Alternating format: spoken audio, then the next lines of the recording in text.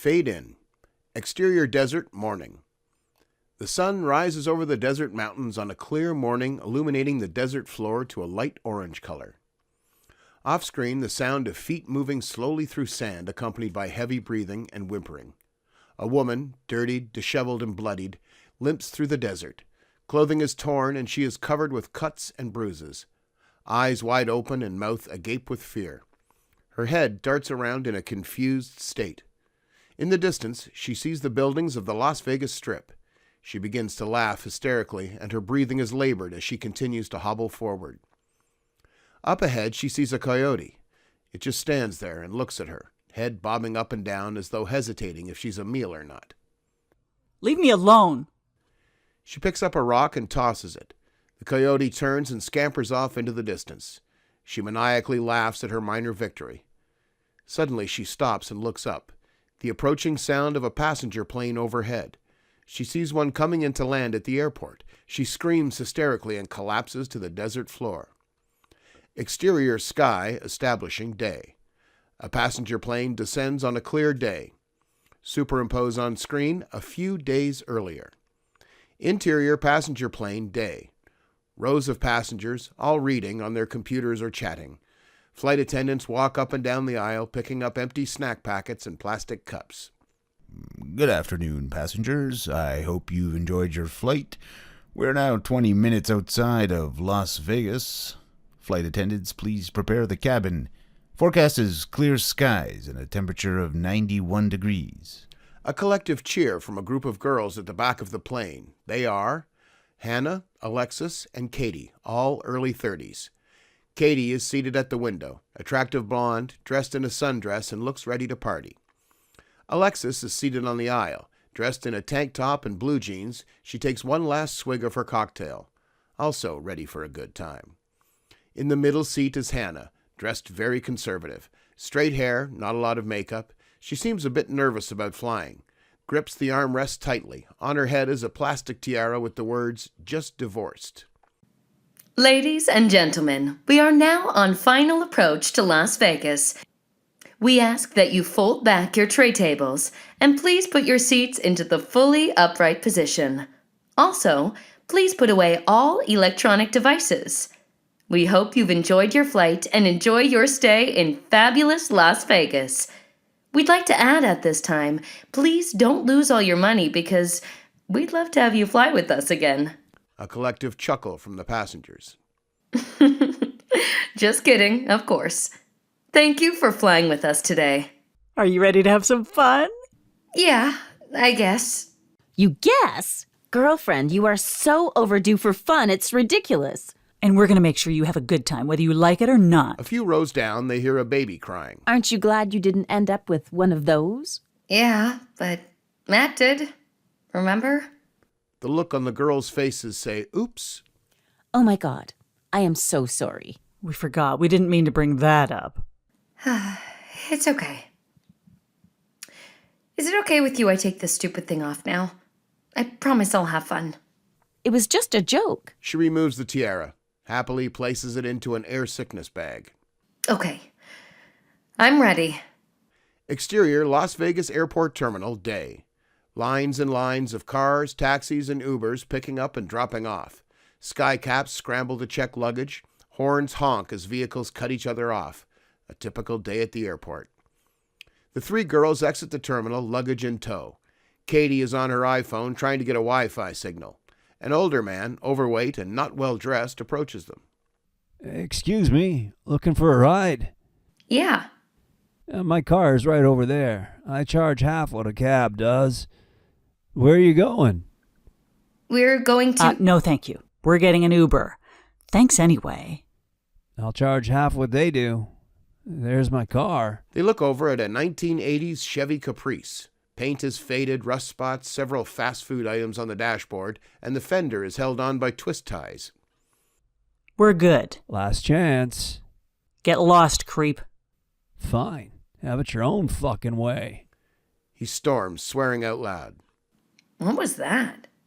This place is crawling with psychos like him. Probably works for a porn ring or something. Just have to be careful. Hey, I got one. He's just outside the airport. Interior car, day. The girls all seated in the back. The driver, early 20s, keeps his eyes on the road weaving in and out of Vegas traffic. The girls are checking out the sights. First time in Vegas? No, we were here about 10 years ago. 10 years? Yep, right after we turned 21. Quite the party. You're all 30? Wow, you don't look it. That's sweet. We'll have to tip you extra. I can live with that. Has Vegas changed much? Oh, yeah. A lot more resorts, more nightlife, and a lot more traffic. Yeah, I see that. It's okay, though. A lot of tourists don't like to drive in Vegas, so I can do a lot of business. You don't mind? You get used to it. Guys got to make a living, right? Totally. So, where is the nightlife? Everywhere you look. Can you be more specific? Well, check with the hotel for local stuff. There's always shows on the Strip, but downtown on Fremont Street is the lively area. Free concerts, street performers, and you have to do the zip line. Oh, yeah, I heard about that. You're not going to run into things to do. Not here. Interior hotel suite, day. The girls are escorted in by a bellhop who has their luggage on a cart. They are overwhelmed with joy. A huge suite with a big screen TV, stereo system, a kitchen, 2 bedrooms, a spa bathroom, and a mini kitchen. Upgraded with a mid-century modern look. Welcome, ladies. He goes over to the window and hits a remote. The curtains pull back to reveal a full view of the Vegas Strip. The girls are overwhelmed with joy. They look around. Oh my God, this is too much. Totally. Exactly like the website. And if you look to your left, you can catch the water show at the Bellagio.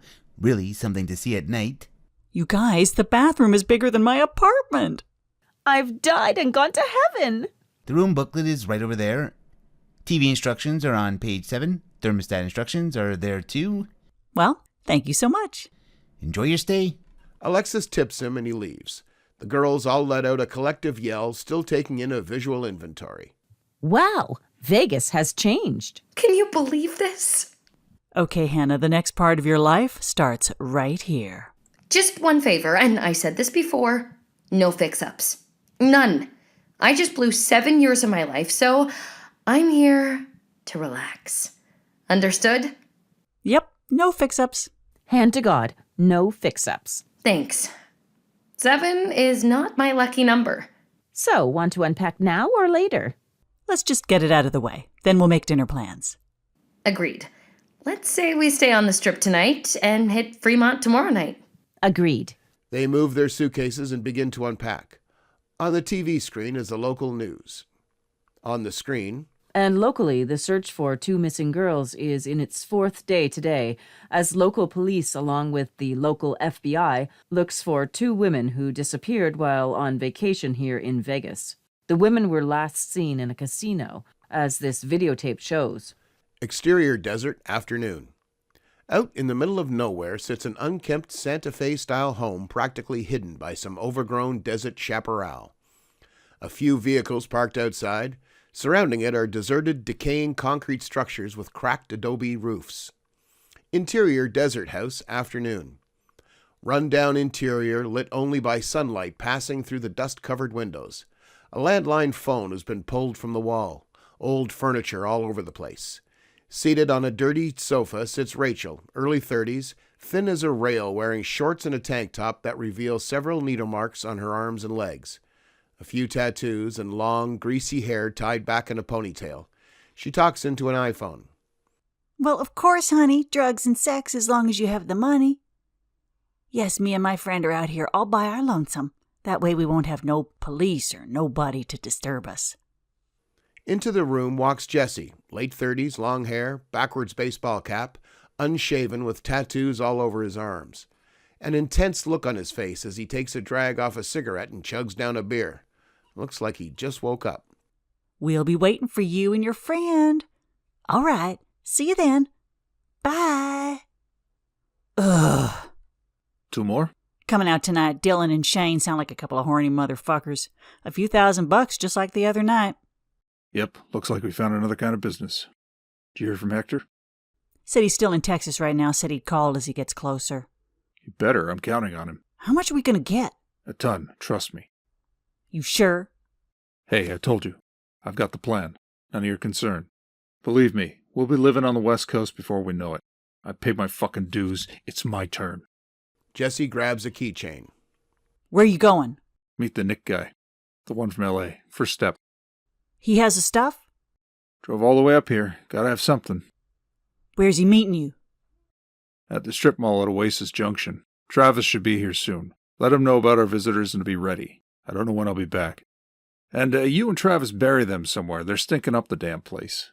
In a corner of the living room, behind some furniture, are the beaten, lifeless bodies of an elderly couple laying side by side. Exterior, abandoned strip mall, North Las Vegas, day. An SUV drives into a weed-covered parking lot and stops. Several boarded-up structures, graffiti all over the place. A few homeless people propped up against the walls. Interior SUV, day. In the driver's seat is Nick, mid-30s. Looks like a truck driver dressed in a flannel shirt. Long, shaggy hair, unshaven, and a toothpick dangles from his mouth. In the back seat are Javier and Macro, two big Hispanic guys, both with this thick black hair, bushy mustaches, and tattoos on their necks. All three look around for a moment. Is this the place, Hefe? According to the directions, it is. Do we wait? He told us to meet him inside. Sounds like an ambush. You loaded up? Marco and Javier display sidearms tucked into their pants. Locked and loaded.